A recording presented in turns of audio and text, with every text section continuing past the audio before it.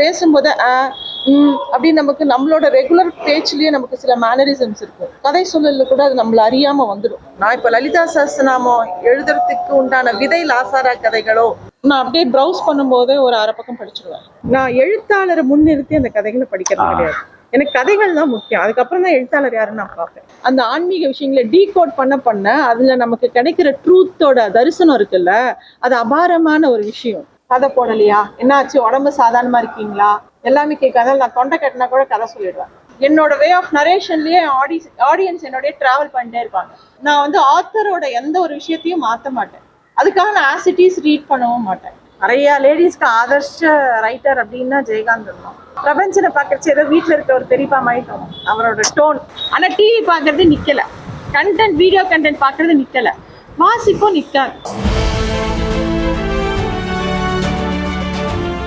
மணி tax நேயர்களுக்கு வணக்கம். என்னுடைய பெயர் கிருஷ்ணா. நான் தினகரன் ஆன்மீக மலர்னுடைய பொறுப்பாசிரியராக இருக்கேன். இன்றைக்கி நம்ம பார்க்க போகிற ஆளுமை வந்து பிரபல கதை சொல்லியான ரம்யா வாசுதேவன் அவர்கள்.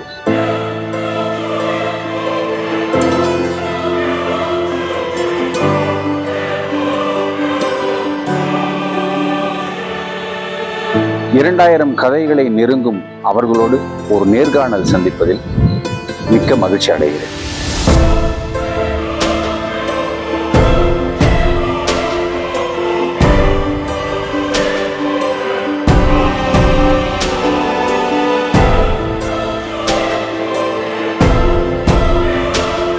ஹாய் ரம்யா. 2000 கதைகளை இப்போ நீங்கள் நெருங்கி சொல்லிட்டு இருக்கீங்க.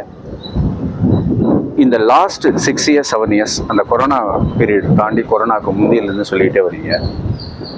உங்களுடைய கதைகளை கேட்கக்கூடிய அந்த நேயர்கள் எப்படி வந்து உங்களை எதிர்கொண்டுட்டு இருக்காங்க, எப்படி வந்து அவங்களுடைய வாசிப்பு திறனை நீங்கள் உங்கள் கதை சொல்ல மூலமாக அதிகப்படுத்தியிருக்கீங்க? எல்லாருக்கும் வணக்கம். இந்த மணி டாக்ஸ் நேயர்கள் எல்லாருக்கும் என்னுடைய வணக்கங்கள். இந்த கதை சொல்லல் எப்படி எல்லாரும் எதிர்கொள்கிறாங்க அப்படிங்கும்போது ஆரம்பத்தில் சில தயக்கங்கள் எல்லாருக்கும் இருந்தது. ஏன்னா அந்த டயத்தில், கொரோனா டயத்தில் எல்லாரும் நிறைய புது புது விஷயங்கள் பண்ணிக்கிட்டே இருந்தாங்க. எப்பயுமே ஒரு விஷயம் பண்ணுறது பெரிய விஷயம் இல்லை, ஒரு விஷயத்தை கன்சிஸ்டண்ட்டாக பண்ணுறது தான் பெரிய சேலஞ்சாக இருக்கும். ஆரம்பத்தில் எனக்குமே கதை சொல்லும்போது நிறைய தயக்கங்கள், அதை ரெக்கார்டிங்கில் நிறைய டெக்னிக்கல் இஷ்யூஸ் எல்லாமே இருந்தது. பட் போக போக அதை ரிஃபைன் பண்ணிக்கிட்டே வந்தோம். குவாலிட்டி ஆடியோ அது ஒன்று. செகண்ட் திங் வந்து கண்டென்ட் வந்து தேடி தேடி நல்ல கண்டென்ட் கொடுக்கணும் அப்படிங்கிற ஒரு எண்ணம் இருந்தது. அந்த ஆர்வம் இருக்கு இல்லையா, புதுசாக ஒரு விஷயத்த சொல்லணுங்கிற ஆர்வம் வந்து இதை எடுத்துக்கிட்டு போச்சு. அதை தவிர நிறைய பேருக்கு இப்போ இருக்கக்கூடிய விஷயம், இப்போ இருக்கக்கூடிய நிறைய ஸ்டார்ட் அப்ஸை பார்த்தீங்கன்னா அவங்க கொடுக்கக்கூடிய சொல்யூஷன் எல்லாமே நம்மளோட சோம்பேறித்தனத்தை டார்கெட் பண்ணி தான் இருக்கும். கதை சொல்லக்குள்ள அப்படி நிறைய பேருக்கு வாசிக்க டைம் இருக்காது. அண்ட் ஒரு புஸ்தகத்தை வாசிக்கிறதுங்கிறது ஒரு மலைப்பான விஷயமா இருக்கும். அப்படி இருக்கும்போது இந்த கதை சொல்லி ஒரு சுருக்க சொல்றது அப்படிங்கிறது எல்லாருக்கும் ஒரு அப்பீலிங்காக இருந்தது. அண்ட் கொஞ்சம் வயசானதுக்கப்புறம் அவங்களுக்கு கண்ணில் ரொம்ப நேரம் படிக்க முடியல, அந்த ஸ்ட்ரெயின் எல்லாமே இருக்கு. ஸோ பலதரப்பட்ட வாசகர்கள் பலவிதமாக என்கிட்ட சொன்னாங்க. சில பேர் எங்களால் வாசிக்க முடியல, நீங்கள் சொன்னது ரொம்ப எங்களுக்கு சௌக்கியமாக இருக்குன்னாங்க. சில பேர் வந்து இதை வந்து இப்படி புரிஞ்சுக்கணுமா, இப்படி புரிஞ்சுக்கணும்னு தெரியல அப்படின்னு சொன்னாங்க. ஆங்கில புத்தகங்கள் சொல்லும்போது இத்தனை வெரைட்டி ஆஃப் புக்ஸ் இருக்கா, அது எங்களுக்கு தெரியாது அப்படின்னு சொன்னாங்க. ஸோ ஒவ்வொருத்தருக்கும் ஒரு டேக்அவே இருந்தது. எல்லாரோட ஃபீட்பேக்ஸும் ஒரே மாதிரி இருக்கு. சில பேர் ரொம்ப நெகட்டிவாக பேசுவாங்க, சில பேர் ரொம்ப இன்ட்ரெஸ்டிங்காக பேசுவாங்க, சில பேர் நெகட்டிவாக கூட கமெண்ட் கொடுப்பாங்க. என்ன நீங்கள் இப்படி சொல்கிறீங்க, அது இப்படி சொல்லியிருக்க கூடாது, நீங்கள் சொல்லும்போது அப்படின்ற வார்த்தையை நம்ம பேசும்போது அப்படி நமக்கு நம்மளோட ரெகுலர் பேச்சுலேயே நமக்கு சில மேனரிசம்ஸ் இருக்கும். கதை சொல்லல கூட அது நம்மள அறியாமல் வந்துடும். ஆரம்ப காலத்தில் அது நிறைய இருந்திருக்கு. அதெல்லாம் ஓவர் பண்ணுறதுக்கு கொஞ்சம் இப்போ டைம் ஆச்சு. But there have been lot of supports. ஏன்னா நம்ம சில கதைகளில் வந்து விரும்பி கேட்குறவங்க கன்சிஸ்டண்ட்டாக சில பேர் இருந்தாங்க. அப்படி இருக்கும்போது அவங்களுக்காக இன்னும் நம்ம பெட்டராக கொடுக்கணும். ஏன்னா ஒரு ஆடியன்ஸ் இருந்தால் கூட நம்ம நல்லா பண்ணணுங்கிற ஒரு எண்ணம் வந்துடும். நமக்கு ஒரு வாட்ஸ்அப்லேயே ஒரு 11 குரூப் அண்டர் த ட்ரீல இருக்கும்போது நம்ம இன்னும் கவனமாகவும் நல்லாவும் சொல்லணும் அப்படிங்கிறது தோணிக்கும். அதுக்கேற்ற மாதிரி எல்லாம் அமைஞ்சதுன்னு தான் நான் சொல்லுவேன். ஏன்னா இது வந்து ஒரே நாளில் இப்படி தான் பண்ணணும் அப்படிங்கிற எந்த ஒரு மேப்பும் நான் ரோட் மேப்பும் போட்டுக்கல. போக போக அது அப்படியே எவால்வ் ஆச்சுன்னு தான் சொல்லணும். அப்படிதான் இந்த கதை சொல்லல ஆரம்பிச்சு. அப்புறம் இலக்கியத்துல பாலகுமாரன், சுஜாதா எல்லாரும் இப்படியே வருவாங்க. அது எப்படி திடீர்னு ஒரு லாசாரா மேல அப்படி ஒரு அந்த எழுத்து மேல மோகம், அந்த எப்படி ஒரு பெரிய பாய்ச்சல்? லாசாராவுனுடைய கதையை எப்படி லாவகமாக சொன்னீங்க? அது ரொம்ப முக்கியமான விஷயம் இல்லையா? நீங்க கூட லாசாரா வாசிப்பாளர் நினைக்கிறேன். ஏன்னா லாசாரா லாவகமாக இந்த வார்த்தையெல்லாம் அவர் தான் யூஸ் பண்ணுவாங்க. ஆமா ஆமா. ஆக்சுவலா அது வந்து லவ் ஃபார் ரீடிங் தான். எப்பயுமே ஒரு புக்கு வந்து இன்னொரு புக்கை காமிச்சு கொடுக்கும். கண்டிப்பா. நீங்க சுஜாதா படிச்சீங்கன்னா அவரே 4 புக்கு ரெஃபர் பண்ண நமக்கு காமிச்சு கொடுப்பாரு, இதை படி அதை படின்னு சொல்லிட்டு. ஸோ லாசாரா வந்து ஆக்சிடென்டலாக தான் நான் படித்தேன். பட் படிக்கும்போது பிரமிப்பாக இருந்தது. எடுத்த உடனே நான் ரொம்ப லாசாராவோட புத்ரா நாவல் தான் நான் படித்தேன் ஃபர்ஸ்ட். சிறுகதை கூட நான் தொடலை. அப்போ லாசாரா புத்ரா படிச்சுட்டு ரொம்ப ஆச்சரியப்பட்டு போயிட்டேன். எப்படி ஒரு மனுஷனால இப்படி எழுத முடியும்? இப்போதான் நம்ம வந்து ஒரு பார்ட் 2 பாகுபலிலாம் எடுக்கும்போது பார்ட் 2 படத்தை ஃபர்ஸ்ட் எடுத்துட்டு பார்ட் 1 அப்புறம் எடுக்கிறாங்க. அது அப்பயே அவர் பண்ணியிருக்காரு. புத்ராவோட கிளைமேக்ஸ் தான் ஃபர்ஸ்ட் புத்ராவா எழுதியிருக்காரு. அதோட செகண்ட் பார்ட்டை அப்புறமா தான், அதாவது முதல் பார்ட்டை பின்னாடி எழுதணும்னு வச்சிருந்திருக்காரு. அதான் அவர் எழுதல. ரொம்ப ஆச்சரியமா இருந்தது லாசாராவோட. அதுக்கப்புறமா புத்ரா படிச்சதுக்கு அப்புறமா தான் எல்லாரும் அபிதா பத்தி பேசுவாங்க. புத்ரா படிச்சதுக்கு அப்புறம் எனக்கு ரொம்ப பிரமிப்பா இருந்தது. அதுக்கப்புறம் அவரோட சௌந்தர்யங்கிற ஒரு தொகுப்பு படித்தேன். அந்த விசாலிங்கிற கதை, அதை படிக்கும்போது நல்லா ரிலேட் பண்ணிக்க முடியும். ஏன்னா நம்ம கூட வாழ்ந்த மனிதர்களை பத்தி தான் அவர் மோஸ்ட்லி எழுதியிருக்காரு. திரும்ப திரும்ப குடும்பத்துக்குள்ளேயே தான் கதை எழுதியிருக்காரு. அது எல்லாமே நம்மளும் பார்த்து பழகின ஒரு களம் தான். புதுசா யோசிக்கிறதுக்குலாம் ஒன்றும் கிடையாது. ஸோ அப்படி இருக்கும்போது அதுல எல்லாரும் ஃபேஸ் பண்ணக்கூடிய டே டு டே லைஃப், இலக்கியம்ங்கிறது வந்து நம்ம வாழறதுக்கு சொல்லி கொடுக்கணும். அதுலேருந்து நமக்கு ஒரு டேக்கவே இருக்கணும். நம்ம என்னெல்லாம் பண்றோமோ, நம்ம ஃபேஸ் பண்ற பிரச்சனையை விட அந்த கேரக்டர் ஃபேஸ் பண்ற பிரச்சனை நமக்கு வந்து இன்னும் அதுவே ஃபேஸ் பண்ற. சில சமயம் எஸ்எல் பைரப்பாவோட பர்வா அப்படின்னு மகாபாரதம் அவர் எழுதியிருக்காரு இல்லையா, அந்த பர்வாவை படிச்சோம்னா குந்தியோட கஷ்டத்தையும் திரௌபதியோட கஷ்டத்தையும் பார்த்ததுக்கு அப்புறம் நம்ம கஷ்டம்லாம் ஒண்ணுமே இல்லைன்னு தோணும். லாசாராவோட எல்லா விதமான உறவுகள், அண்ணா தங்க, ஹஸ்பண்ட் அண்ட் ஒய்ஃப், ஒரு நண்பர்கள், எல்லாத்தோட ரிலேஷன்ஷிப் இஷ்யூஸையும் அவர் ஹேண்டில் பண்ணிருப்பாரு. இப்போ சுஜாதாவுடைய கதையில ஒரு ரைட்டிங்ல த்ரில்லர் இருக்கும், அதுக்கப்புறம் வந்து சயின்ஸ் நிறைய இருக்கும். இப்போ பாலகுமாரன் வந்து போதனா இலக்கியம் என்று சொல்லக்கூடிய சொல்லி கொடுத்து ஒரு சாதாரண ஒரு 18 வயசு 20 வயசு 2ஆம் கட்டான ஒரு பையன் வந்து அப்படி கொண்டு அவனுடைய மனசை படம் பிடிச்சி காமிப்பாரு.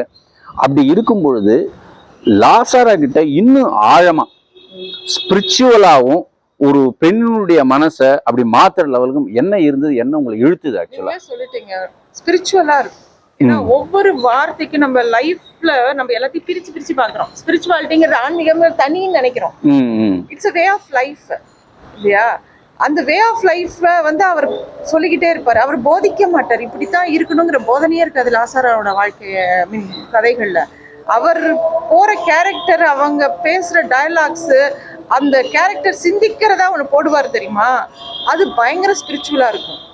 அது வந்து ஒரு பெரிய அனுகிரகம் அந்த புத்தகங்கள்ல இருக்குன்னு நான் நினைப்பேன். நான் இப்ப லலிதா சஹஸ்ரநாமம் எழுதுறதுக்கு உண்டான விதை லாசாரா கதைகளோ கதை அப்படின்னு எனக்கு தோணும். ஏன்னா அவரோட சாக்த உபாசம் ஃபுல்லா சௌந்தரியத்தை பத்தி தான் அவர் எழுதியிருப்பாரு. அவர் பேசக்கூடிய பெண்கள் எல்லாமே சௌந்தரியமா அம்பாளா அவருக்கு பட்டிருக்கு. அது வந்து இவ்வளோ பெரிய பொக்கிஷத்தை நம்ம வந்து ஐயோ விட்டுடக்கூடாதே, நான் படிச்சது எல்லாருக்கும் ஷேர் பண்ணுமே அப்படிங்கிறது தான் அந்த கதைகளை நான் ரொம்ப விரும்பி சொன்ன கதைகள் அப்படின்னு பட்டியல் எடுத்தா அதுல கண்டிப்பா லாசாராக்கு தான் ஃபர்ஸ்ட் பிளேஸ்.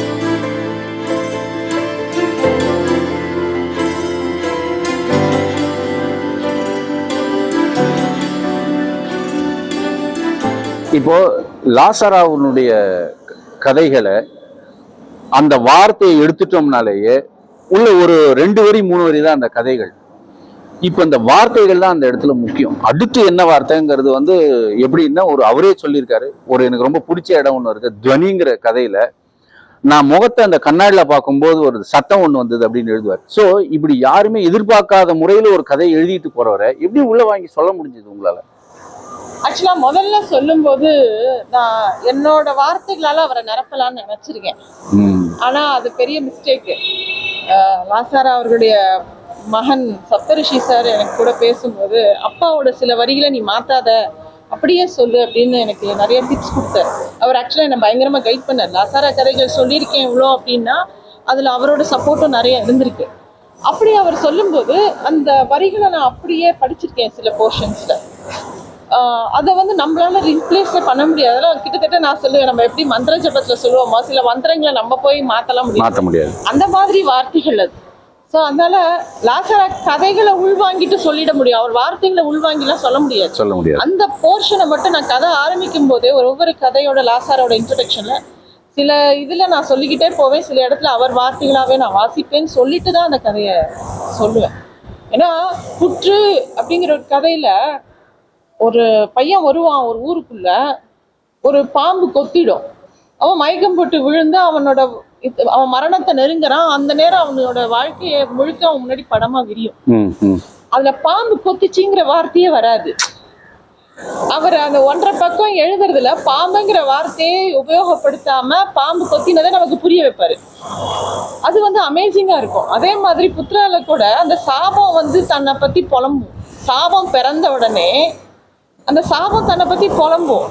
இதெல்லாம் நீங்க வந்து இமேஜினே பண்ண முடியாத சில வார்த்தை. இல்ல, அவருடைய பெரும்பாலான கதைகள்ல அந்த துயரம் ஒண்ணு, கடைசியில ஒண்ணு வந்து கத்தியால குத்தி எடுத்த மாதிரி ஒரு துயரம் ஒண்ணு. கண்ணான்கிற ஒரு குட்டி கதையில வந்து நைட்டெல்லாம் உட்காந்துருப்பான், கடைசியில பார்த்தா அந்த விடியும் பொழுது இறந்து போயிருப்பான். அந்த வேர்க்கட்டையை பிடிச்சுட்டு இருப்பான், வரப்புல இருந்து ஒரு வேர்க்கட்டையை எடுத்திருப்பான்.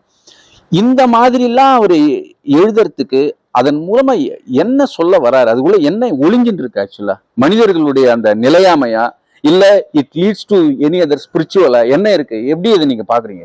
நான் அவரோட கதைகளை பார்க்கும்போது நீங்க சொல்றது நிறைய பேர் என்கிட்ட ஐயோ கடைசியில கத்திய சொல்லிட்டாருன்னு தான் கேட்பாங்க. ஏன்னா ஜனனி ஆகட்டும், நம்மளே பிறந்து கடைசியில ஜனனி நீங்க இந்த காதுலயும் மூக்குலயும் அந்த எறும்பு போயிட்டு வரும். ஸோ நிறைய கதைகள் அப்படி முடிச்சுப்பாரு. வாழ்க்கையோட யதார்த்தம் அப்படின்னு நான் நினைக்கிறேன். அவர் வாழ்க்கையை அப்படியே போட்டோ எடுத்து காமிச்சிருக்காரு. அதுல வந்து எந்த ஹோப்பும் அவர் கொடுக்கல. நான் அது வந்து அப்ப படிக்கும்போது நமக்கு பார்வை வேற, இப்ப படிக்கும்போது அந்த பார்வை வேறையா இருக்கும். அந்த இமேஜஸ் எல்லாத்தையுமே அவர் உடைச்சிடுவாரு. அண்ட் உனக்கு எதுவும் ஃபால்ஸ் ஹோப்லாம் கொடுக்க மாட்டேன். எப்படி ஜேகேவோட ஸ்பீச் மாதிரி தான் அது. உனக்கு எந்த ஒரு மிட்டாயும் கிடையாது. Fact, core, truth. ரொம்ப புதுசா என்னன்னா, அது எப்படி புதுசா இப்ப கொஞ்சம் பிரபலமா இருக்கிற கடைசி 5 வருஷத்துல இருக்கிற ரைட்டர்ஸ் ஒரு 5-6 பேர் அப்படியே பிரபலமாகி இப்போ வந்து சாகித்ய அகாடமி கூட வாங்கியிருக்க, யோ புரஸ்கார்லாம் இருந்தாலும் வாங்குறாங்க. எப்படி அவங்களுக்கு போய் ஐடென்டிஃபிகேஷன் பண்றீங்க? அந்த ஸ்டோரி உங்களுக்கு வந்து எப்படி பிக் பண்றீங்க? ஓஹோ, இவர் வந்து ஒரு நோட்டபிள் ரைட்டரா ஆவாரு அப்படிங்கிறது. அது வந்து பெரும்பாலும் நான் சில பப்ளிஷர்ஸ்லாம் எனக்கு நல்ல ஃப்ரெண்டு. உதாரணமா 0 டிகிரி பப்ளிகேஷன்ஸ், ராம்ஜி காயத்ரி ஆகட்டும், ஜீவகரிகாலன், யாவரும் பப்ளிகேஷன்ஸ், அவங்க எல்லாருமே வந்து நான் எப்போ அவங்க பார்த்தாலும் புதுசா என்ன புக் வந்திருக்கு, யார் புது ரைட்டருங்கிறது நமக்கு புத்தகத்துல ஆர்வமா இருக்கிறவங்க யாரை பார்த்தாலுமே, இப்போ உங்க பையனை பார்த்தா கூட அவன் நல்லா இலக்கியம் படிக்கிறான், அவன்கிட்ட கேட்டுனே இருப்பான் எது புதுசா வந்திருக்கு, யார் நல்லா எழுதிருக்காங்க, எது நல்ல கதை. ஸோ அந்த கொஸ்டின் எனக்குள்ள எப்பயுமே இருந்துட்டு இருக்கும். எல்லார்கிட்டையும் பார்த்து நல்லா இருக்கீங்களாங்கிற அடுத்த கேள்வி என்ன வாசிக்கிறீங்களா. ஸோ அப்படி இருக்கும்போது அவங்க சொல்லக்கூடிய சில பேரை வந்து நான் எடுத்து பார்த்து நான் ஒரு ப்ரௌஸ் பண்ணுவேன். அப்படி ப்ரௌஸ் பண்ணும்போது எனக்கு எப்பயுமே ஒரு கதையை ஒரு ரீடிங் விடும்போதே இந்த கதை நல்லா இருக்கா இல்லையான்னு ஒரு மாதிரி தெரிஞ்சிடும். அது எனக்கு வந்து நான் ஃபாஸ்ட் ரீடிங்னு ஒரு டெக்னிக் வச்சுருக்கேன். So I can read fast. அதனால தான் என்னால் ரெகுலராக நிறைய வாசிக்க முடியுது. அப்படி படிக்கும்போது சில புக்ஸு நான் எப்பயுமே ஒரு புக் ஷாப் போனேன்னா புக்கு சூஸ் பண்ணுறது கூட அப்படி தான் இருக்கும். நான் அப்படியே ப்ரௌஸ் பண்ணும்போதே ஒரு 1/2 பக்கம் படிச்சிடுவேன். அப்படி படிக்கும்போது எனக்கு இதுல கிரிப் இருக்கா இல்லையா அப்படின்னு தெரியும். 2 கதை ஒரு தொகுப்புல தேறினாலே நான் அந்த புக்கை வாங்கிடுவேன். ஸோ அப்படி பார்த்து வாங்கின புத்தகங்கள் சில இது அவங்களே சொல்லுவாங்க, இது நல்லா இருக்கு நீ வாசி அப்படின்னு கொடுப்பாங்க. அந்த பப்ளிஷர்ஸ் எல்லாமே they have been very kind to me. நிறைய புத்தகம் அவங்க எல்லாம் சும்மாவே கொடுத்துருக்காங்க படிக்க. நம்மளே புக் ஃபேர்ல இந்த ஸ்ரீராம்லாம் ஒரு வாட்டி பார்த்தோம். அவர்லாம் அந்த மாதிரி இந்த ஸ்ரீராம் நிறைய ரெக்கமெண்ட் பண்ண என்ன விஷயம், ஜெயன் பாலகிருஷ்ணன் இப்ப அவங்கள கொஞ்சம் கொஞ்சமா அடையாளப்பட்டு, ஆனா ஒரு 1.5 வருஷம் முன்னாடி அவங்களுடைய கதைகள்லாம் நீங்க சொல்லிருக்கீங்க. நின்றெறியும் சுடர், இந்த மாதிரி சில கதைகள்லாம். இப்போ எனக்கு என்ன இன்னொரு முக்கியமான விஷயம்னா, இது ஒரு பக்கம், இது ஒரு ஜேர்னர் இலக்கியம் அப்படிங்கிறது. ஏன்னா எல்லாருமே வந்து ஜென்ரலா இருக்கிறது மணிக்கொடி காலத்துல இருந்து ஆரம்பிச்சு அப்படியே சுஜாதா பாலகுமாரன் வந்து இப்ப இந்த ஜென்ரேஷன்ல இருக்கிறவங்களும் அப்படி பிடிக்கிறீங்க. இதை தாண்டி வந்து அரிதான ஆங்கில புத்தகங்கள், எல்லாரும் ஆங்கில புத்தகம்னா செல்ஃப் இம்ப்ரூவ்மெண்ட்பாங்க. செல்ஃப் இம்ப்ரூவ்மெண்ட் மட்டும் அதுல கிடையாது. அதுல உள்ளுக்குள்ள வந்து மணி மேக்கிங் மட்டும் இருக்காது இல்லையா? அதை தாண்டி ஒரு விஷயம், அதுக்குள்ள ஆளுமை திறனும் கிடையாது. அதை தாண்டி வந்து சயின்ஸ், அதை தாண்டி லைஃப் பத்தி என்ன சொல்லுது, 7 ரூல்ஸ் பத்தி, லைஃப் பத்தி சில விஷயங்கள். இது இந்த டிரான்ஸ்ஃபார்ம் இலக்கியத்திலிருந்து இந்த டிரான்ஸ்ஃபர்மேஷன் எப்படி ஆரம்பிச்சீங்க, யார் காரணம் அதுக்கு? ஆக்சுவலா ஆங்கில புத்தகங்கள் வந்து நான் என்னோட கல்யாணத்துக்கு அப்புறம் தான் நிறைய படிக்க ஆரம்பிச்சேன். ஏன்னா என் husband is also voracious reader. அவர் நிறைய புத்தகங்கள் படிக்கிறத பார்த்து அது என்ன அப்படின்னு தெரிஞ்சுக்க ஆர்வத்துல தான் படித்தேன். பொதுவாக எனக்கு ஆங்கில ஃபிக்ஷன்ஸ் வந்து டீனேஜ்க்கு படிச்சிருக்கேன். எல்லாருமே கடந்து வரக்கூடிய அந்த செட் ஆஃப் புக்ஸ் நான் படிச்சிருக்கேன். பட் தீவிரமாக நான் ஃபிக்ஷன் படித்ததில்லை. கல்யாணத்துக்கு அப்புறம் இவங்க படிக்கிற புத்தகத்தை எல்லாத்தையும் பார்த்துருக்கேன் நான். அப்போது எங்கள் வீட்டில் எப்பயுமே என்னோட இல்லாஸ் வீட்டில் எப்பயுமே ஒரு புத்தக சூழ்நிலையில் தான் நான் இருந்தேன். அப்போது அந்த புக்கெல்லாம் எடுத்து பார்க்கும்போது சில புக்ஸ்லாம் என் ஹஸ்பண்டுக்கு ஒரு ஹேபிட் உண்டு. எல்லா புத்தகத்தை அவர் எதாவது படித்தாருன்னா அதோட சினாப்சிஸ் அவர் எழுதி வைப்பார், அவர் ஞாபகம் வச்சுக்கிறதுக்காக. இப்போ சில சமயம் நான் அந்த சினாப்சிஸ் எடுத்து படிக்கும்போது ஓ இந்த புக் இவ்வளோ நல்லா இருக்கா அப்படின்ட்டு அப்புறமா நான் அந்த புக் எடுத்து படிப்பேன். ஸோ சில ரெக்கமெண்டேஷன்ஸை நான் அவர்கிட்ட இருந்து வாங்குவேன். அண்டு எனக்கு வந்து பொதுவாகவே வந்து ஆங்கில புத்தகங்களில் நான் ஃபிக்ஷன் கேட்டகரி ரொம்ப பிடிக்கும். ஸோ அதில் வந்து மேனேஜ்மெண்ட்டு, சயின்ஸு, சின்ஸ் பேசிக்கலி நான் ஒரு சயின்ஸ் ஸ்டூடெண்ட்ஸ்னால சயின்ஸ் எவ்வளோ சிம்பிளிஃபைடாக சொல்லலாம் அப்படிங்கிற, ஏன்னா சயின்ஸை பற்றி எல்லாருக்கும் ஒரு ஃபியர் இருக்கும். ஸோ அதை எப்படி சிம்பிளிஃபையாக சொல்லலாம் அப்படின்னு ட்ரை பண்ணுறது. அப்புறம் நாங்களே வீட்டில் அதை டிஸ்கஸ் பண்ணுவோம், இந்த புக்கு நல்லா இருக்கு, அந்த புக்கு நல்லா இருக்கு அப்படின்ட்டு. நான் ஒரு ஆண்டர்பிரனர்ங்கிறதுனால ஆண்டர்பிரனர் பிஸ்னஸ் பண்ணக்கூடிய அந்த மைண்ட் செட் இருக்கக்கூடிய புத்தகங்கள், அதுக்கு ஆர்வமாக இருக்கக்கூடிய புத்தகங்கள், அதில் இருக்கக்கூடிய ஸ்ட்ராட்டஜிஸ், அதுக்குள்ளே இருக்கக்கூடிய ஃபேலசிஸ் அதெல்லாமே நம்ம சொல்லணும்.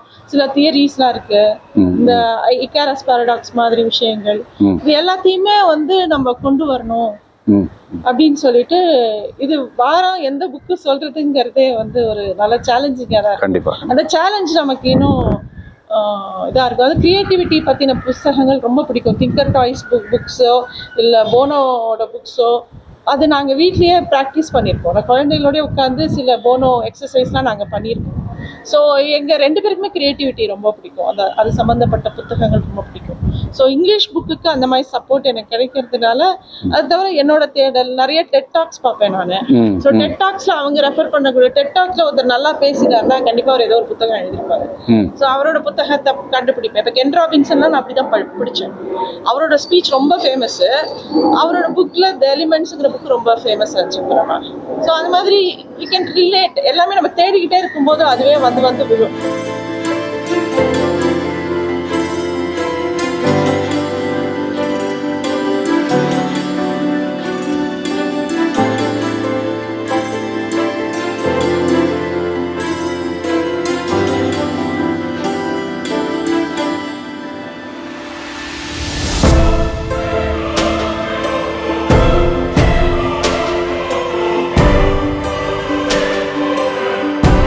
ஜானகிராமன், அசோகமித்ரன் வரும்பொழுது நான் பிச்சமூர்த்தி, சுஜாதா, பாலகுமாரன், பிரபஞ்சன், இந்த பக்கம் இந்துமதி, சிவசங்கரி, ஒவ்வொரு ரைட்டர்ஸ்லையும் ஏதோ ஒரு கதை வந்து எடுத்த உடனே டக்கு டக்குன்னு ஞாபகம் வரும். அப்படி பாப்பை ஃப்ரண்ட்ல வரும். இப்போ ஜானகிராமன் எல்லாரும் பாயசம் இப்படின்னு ஒன்று சொல்லுவாங்க. அது மாதிரி உங்களுக்கு ஒவ்வொரு ரைட்டர்ஸ்லையும் ஒவ்வொரு பேர் ஒரு சிறுகதை சொல்லுங்க, இதுதான் வந்து என்ன பாதிச்சது.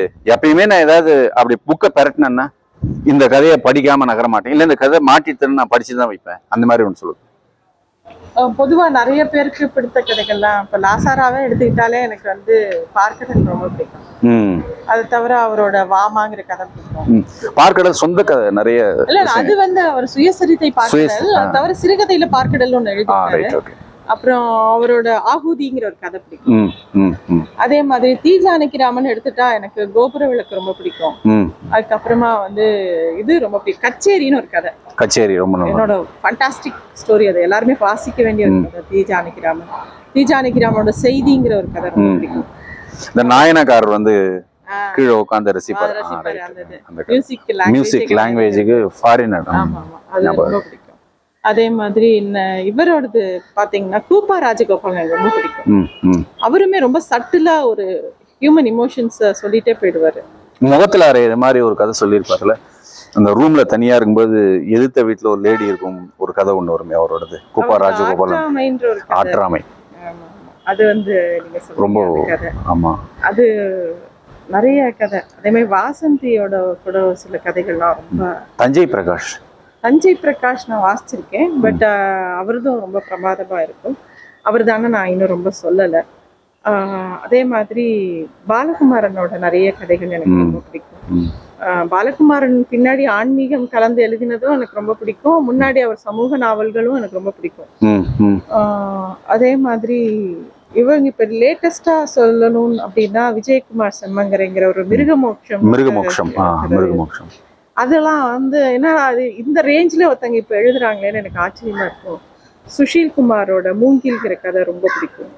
அவர் சுனில் கிருஷ்ணனோட அம்புப்படுக்கை அவர் வந்து பேசும் பூனைன்னு எழுதியிருந்தார்.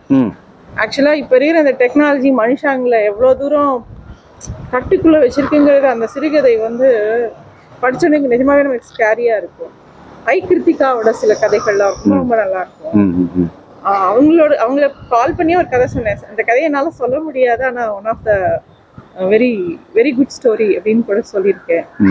நிறைய பேரோட கதைகள், அதாவது நான் எழுத்தாளரை முன்னிறுத்தி அந்த கதைகளை படிக்கிறது கிடையாது. எனக்கு கதைகள் தான் முக்கியம், அதுக்கப்புறம் தான் எழுத்தாளர் யாருன்னு நான் பார்ப்பேன். ஸோ இப்போ இருக்கிற இணையதளத்துல தமிழினி ஆகட்டும், கனலி ஆகட்டும், சொல்வனம் ஆகட்டும், நிறைய நான் இந்த போன வாரம் கூட ஒரு கதை சொன்னேன், இங்கு இவனை யான் பெறவே. அந்த ரைட்டர் வந்து அப்புறமா தான் யார் ரைட்டர்னு பார்த்தேன். முதல்ல அந்த கதை வந்து ரொம்ப அமேசிங்கா இருந்தது. மகாபாரதத்தோட இன்னொரு பெர்ஸ்பெக்டிவ். ஸோ அப்படி பார்க்கும்போது கதைகள் தான் முன்னாடி பெருசா நிக்கிறது. அதுக்கப்புறமா தான் அந்த ரைட்டர் யாரு இது அப்படிங்கிறது. எனக்கு அந்த பாரபட்சமே கிடையாது. ஸோ எனக்கு கதை நல்லா இருக்கும். ஜெயபிரகாசம் அவருடைய சில கதைகள்லாம் வந்து அப்படியே ரொம்ப நல்லா இருக்கும். எழுத்தாளர் வந்து வலதுசாரி இடதுசாரி அதெல்லாம் எந்த சாரியும் கிடையாது. அது நமக்கு ஸ்டோரிஸ் தான் முக்கியம், கண்டென்ட் தான் முக்கியம். ரைட்டர்ஸ் யாரா இருந்தாலும் நம்ம அவங்கள வந்து ரைட்டர்ஸ் விமர்சனம் பண்ற அளவுக்கு நம்ம வளரல. நம்ம வந்து அவங்களோட கதைகள் நல்லா இருக்கும்போது அப்ரிஷியேட் பண்ணி, இது வந்து ஒரு ஸ்வீட்டு கடையில நான் ஸ்வீட் சாப்பிட்டு பார்த்தேன் நல்லா இருக்கு நீயும் சாப்பிடுன்னு கொடுக்குற மாதிரி தான் இந்த கதை சொல்ல. இதுல வந்து வேற பெருசா நம்ம யோசிக்கிறதுக்கு ஒன்றும் கிடையாது. எப்பயுமே ஒரு நல்ல கண்டென்ட் இருந்தால் நம்ம ஷேர் பண்றோம். அந்த மாதிரி தான் நான் வாசிக்கிறதுகள் வாசிக்கக்கூடிய விஷயங்கள் இதெல்லாம் நல்லா இருக்கு, எனக்கு பிடிச்சிருக்கு, உனக்கு பிடிச்சிருக்கா பாருங்க. எப்படி நம்ம இப்போ உங்களோட பேசுறது ஒரு ஃப்ரெண்ட்லியா இருக்கோ அதே மாதிரி தான் என் கதை சொல்லலும் இருக்கும். அதுக்கு நான் ரிஜிடா எந்த ஒரு பாக்ஸும் போடலை, எந்த ஒரு வர்ணமும் அதில் பூசல. இப்போ ஒரு மாதிரி இலக்கியம், தீவிர இலக்கியம், அதுக்குள்ள பின்னவீனத்துவம் இதெல்லாம் படிச்சுட்டு அதுக்கப்புறம் வந்து ட்ரெடிஷ்னல் ஸ்பிரிச்சுவல் அப்படி ஒன்று லேண்ட் ஆகி ஸ்ரீரங்கத்தினுடைய எல்லா உற்சவங்கள் பற்றியும், அதே மாதிரி திருப்பதி, அதே போல் இங்கே இருக்கிற மகான்கள், மகாபிரிவாலேருந்து ஆரம்பித்து ராமானுஜர் வரைக்கும், குருக்ஷேத்திரம் போர் பற்றி ஒன்று, இதை சொல்லும் பொழுது எப்படி அதில் இன்ட்ரெஸ்ட் வந்ததுங்கிறது சாதாரணமான கொஸ்டின். இந்த டிரான்ஸ்ஃபார்ம் எப்படி அழகாக இதையும் நம்ம சொல்லணும் அப்படின்றது. ஏன்னா ஒரு கதை சொல்லி அப்படின்னு எடுத்துக்கிட்டாலே ஒரு இலக்கியம் மட்டும் சொல்லிட்டு அப்படி நகர்ந்துருது. ஏன்னா இவங்க ஸ்பிரிச்சுவலுக்குள்ளார போகும்போது சாதாரணமாக ஒரு புராணத்தை சொல்லிட்டாங்கன்னா அவங்க வந்து அறிவுஜீவி இல்லை. இதெல்லாம் நம்ம வெளிப்படையாக கொஞ்சம் பேசணும். ஏன்னா அவங்க வந்து அறிவுஜீவி தானே இல்லை, இவங்க சாதாரணமான ஜனங்கள் புழங்கக்கூடிய ஒரு பக்திக்குள்ளார வந்துடுறாங்க அப்படின்னு ஒரு பிம்பம் இருக்குல்ல, அது உங்களுக்கு புரியுமில்ல. அதை சும்மா எப்படியே ஸ்கிப் பண்ணீங்க, அதை யாராவது சொல்லிட்டு போட்டோம் நம்ம பாட்டுக்கு இதை சொல்லுவோம் அப்படின்னு. நான் என்ன நினைப்பேன்னா, நம்ம வீட்டுல நம்ம எல்லாருமே கதை சொல்லுகள் தானே. நம்ம வீட்டுல ஒரு பண்டிகை வந்தா கூட அது பின்னாடி ஒரு கதை இருக்கும். நம்ம அதோடய தானே வளர்ந்துருக்கோம். கண்டிப்பா. நம்ம தீபாவளினா அதுக்கு ஒரு கதை வீட்டுல சொல்லுவாங்க, நவராத்திரினா ஒரு கதை சொல்லுவா. நம்ம பிறக்கும் போதே நம்ம ஒரு கதையோட தானே ஆரம்பிக்கிறோம் நம்ம லைஃப். நம்ம லேர்னிங் ஸ்டார்ட் வித் ஸ்டோரி. அம்மா வந்து ஏதோ ஒரு கதையை சொல்லிதான் சாதம் ஊட்டுறது ஆரம்பிக்கும் போது நம்ம கதைகளோட தான் வாழும். திடீர்னு நடுவுல மறந்து போயிட்டோம். ஆக்சுவலா குழந்தைகள் கையில பேப்பர் கொடுத்து ஃபர்ஸ்ட் டிராயிங் தான் எல்லா குழந்தையும் போடும், திருக்கும், அதுக்கப்புறம் வரையும், எடுத்தோடனே அல்பபெட் எழுதாது. கதை சொல்லலாம் அப்படிதான். முதல்ல நம்ம கதையோடய தான் இருக்கோம், திடீர்னு நடுவுல மறந்துட்டோம், டிராயிங்க மறந்துட்டோம், நம்ம அது மாதிரி கதைகளும் மறந்துடுறோம். இப்ப நான் திருப்பியும் கதையை சொல்லும் போது உங்களுக்கு யூ கெட் கனெக்டட் அப்படின்னு சொல்லிட்டு. ஸோ அதே மாதிரி நம்மளோட ஸ்பிரிச்சுவல், அதாவது ஆக்சுவலாக சொல்லணும்னா நான் அடிக்கடி யோசிப்பேன் வாசிக்கும் போது. இப்போ எனக்கு கைட் பண்ணக்கூடிய தத்தாத்திரேய சுவாமி, சாந்திகுமார சுவாமி, நீங்கள் எல்லாரும் எனக்கு ஒரு விஷயத்தை புரிய வைக்கும்போது நான் என்ன யோசிப்பேன்னா, இருக்கிறதுலே ரொம்ப த்ரில்லரான ஒரு விஷயம் நம்மளோட கதை, நம்ம புராண கதைகள் தான் நினைப்பேன். அதை டீகோட் பண்ண அந்த மந்திரங்களையோ அந்த ஆன்மீக விஷயங்களை டீகோட் பண்ண அதுல நமக்கு கிடைக்கிற ட்ரூத்தோட தரிசனம் இருக்குல்ல, அது அபாரமான ஒரு விஷயம். அப்போ அதை எப்படி நம்ம சொல்லாம இருக்க முடியும்? இது எல்லாமே இன்டகிரேட்டட் தான். நீங்க எப்படி நம்ம வந்து ஒரு இலக்கியத்துக்குள்ள வரும்போது ஆரம்பத்துல சுஜாதா, பாலகுமார், முதல்ல அம்புலி மாமால ஆரம்பிக்கிறோம். அம்புலி மாமால இருந்து போய் கொஞ்சம் கொஞ்சமா போய் சுஜாதா, பாலகுமாரன் ஆரம்பிச்சு அப்படியே ஒவ்வொரு இலக்கியவாதிகளா வந்து இப்ப இருக்கிற கரண்ட் பின்னவீனத்துவம் வரைக்கும் வாசிக்கிறோன்னே வச்சுக்கலாம் கூட. அதே மாதிரி இதுல ஒரு இவால்வ்மெண்ட் இருக்கலாம். இதை தாண்டினதுக்கு அப்புறம் என்னன்னா ஸ்பிரிச்சுவாலிட்டிக்குள்ளதான் நீங்க போய் ஆகணும். கண்டிப்பா நான் வந்து இதுல எல்லாம் நம்பிக்கை இல்லை அப்படிங்கிற ஒரு இடத்துல நீங்க நிக்கவே மாட்டீங்க. அதை நம்ம வெளியில சொல்லிக்கிறது வேணாம். பட் அதுல அதை தாண்டி இதோட இப்ப நான் சொன்னேன் இல்லையா, லாசாராவோட கதைகள்ல இமேஜஸ் உடைக்கிறாரு, ரியாலிட்டியை நம்ம காமிக்கிறாரு அப்படின்னு நான் சொன்னேன் இல்லையா. அந்த இமேஜஸ் உடைக்கும் போது நீங்க ஸ்பிரிச்சுவாலிட்டிக்குள்ள போயிடுவீங்க. ஸோ அந்த மெமரிஸை போட்டு உடைக்கும் போது you automatically become spiritual. So அப்போ இங்க என்ன இருக்கு அப்படின்னு பார்க்கும்போது நீங்க உதாரணமா ஸ்ரீரங்கத்து கோவில்களை பத்திலாம் சொல்லுங்க. கோவிலோட உற்சவங்கள் பின்னாடி ஒரு ஸ்டோரி இருக்கு. அது வந்து ஸ்டோரிங்கிறது வெளியில நம்மளை அட்ராக்ட் பண்ண ஒரு ஸ்டோரி சொல்றாங்க. அந்த ஸ்டோரியை உடைச்சு பார்க்கும்போது அதுல இன்னொரு இன்னர் மீனிங் இருக்கு. இது கூட அன்னாபிஷேகம் பத்தி நம்ம சொல்லும்போது அன்னாபிஷேகங்கிறது ஒரு உற்சவமா பாக்குறோம். பட் அது உபனிஷத் வாக்கியத்தை நமக்கு வந்து ஒரு உற்சவமா மாத்தி கொடுத்துருக்காங்கன்னு சொல்லி முடிக்கிறோம். அத சொல்லி முடிக்கிறாங்கன்னு பாக்குறோம். சோ ஒரு உற்சவம்ங்கிறது வந்து எப்படி பிராக்டிக்கலாவும் காமிக்கிறாங்க, கதையாவும் சொல்லியிருக்காங்க. எப்படியாவது நீ இதை புரிஞ்சுக்கோ அப்படின்னு என்னெல்லாமோ டீகோட் பண்ணி வச்சிருக்காங்க. இந்தியானா ஜோன்ஸ் வந்து ஒரு விஷயத்த தேடிக்கிட்டு போய் நிறைய டீகோட் பண்ற மாதிரி நம்மளை சுத்தி அவ்வளவு விஷயம் இருக்கு. ஸோ நம்ம அதை டீகோட் பண்ணி காமிக்கிறோம். நானும் அதை தெரிஞ்சுக்கிறேன். இது வந்து this is more of self learning. என்னோட லேர்னிங்கா உங்களுக்கு நான் ஷேர் பண்றேன். ஸோ நான் தேடிக்கிட்டு இருக்கேன். நான் ஒரு டிராவல் இருக்கேன். என்னோட டிராவலோட நீங்களும் வாங்கன்னு சேர்த்து எல்லாரையும் கூட்டிட்டு போறதுதான் இந்த கதை சொல்ல. பரதேசி வந்தான் அவரோட இதை படிக்கும்போது, டி ஜானகிராமன் பரதேசி வந்தான் படிக்கும்போது பசியை பத்தி அவர் சொல்லும்போது, உன் பக்கத்துல இருக்கிற ஒரு ஆளை வந்து நீ கவனிக்காம நீ என்ன ஸ்பிரிச்சுவாலிட்டி பெருசா பண்ணிட முடியும்? லவ் யுவர் நெய்பர்ஸ்னு கிரைஸ்ட் சொன்ன மாதிரி நம்ம முதல்ல பக்கத்துல இருக்கிறவனை கவனிக்காம நீ என்னத்த பண்ணிட முடியும்? எனக்கு தெரிஞ்ச ஒருத்தர் பரதேசி வந்தான் படிச்சுட்டு அன்னதானம் பண்ண தொடங்கினாரு. அவரு அன்னதானம் பண்ணி அன்னதான சத்திர மாதிரி வச்சு அன்னதானம் பண்ணாரு. ஏன் அப்படின்னா ஜானகிராமன் அந்த கதை வந்து ஒருத்தர் பசியோட இருந்தா எனக்கு வந்து அடிச்சுது, என் முகத்துல அரைஞ்சுது அந்த கதை, நான் அதனால இதை பண்றேன் அப்படின்ட்டு. இப்போ இந்த ஸ்பிரிச்சுவல் இருந்து டீப் பிலாசபி எப்படி நீங்க பாக்குறீங்க? டீப் பிலாசபி அதான் சொல்றேன்ல, என்னை பொறுத்த வரைக்கும் இது எல்லாமே நமக்குள்ள ஒரு வெடிப்புகளா மாறிக்கிட்டே இருக்கும். நம்மளே டெய்லி எவால்வ் ஆகும். நேற்றை விட இன்னைக்கு நான் என்ன பெட்டர் வெர்ஷனா மாறி இருக்கேன். நேற்று எனக்கு ஒரு விஷயத்துக்கு கோவப்படுறேன், அந்த விஷயம் இன்னைக்கே பார்க்கும்போது எனக்கு அது பாவமா தெரியுது. அவங்களோட நிலையில போய் பார்க்கும்போது இது எனக்கு ஒரு வாசிப்பு தான் கொடுக்குது. அதே மாதிரி ஸ்பிரிச்சுவல்ங்கிறத நான் தனியா பிரிச்சு பார்க்கல. இப்போ நம்ம வாசிக்கக்கூடிய ஜேகேவோ இல்லை நம்ம வாசிக்கக்கூடிய நிறைய மகான்களோட சரித்திரமோ, அவளோட இப்போ ரமணரோட டாக்ஸோ இல்லை தேசிகரோட ஒரு அபயப்பிரதான சாரமோ எதுவாக இருந்தாலுமே அவங்க எல்லாருமே வந்து பேசிக்காக அன்பை தான் போதிக்கிறாங்க. அன்பை போதிக்கிறாங்க. நீ ரொம்ப பாதர் பண்ணாதன்னு சொல்றாங்க.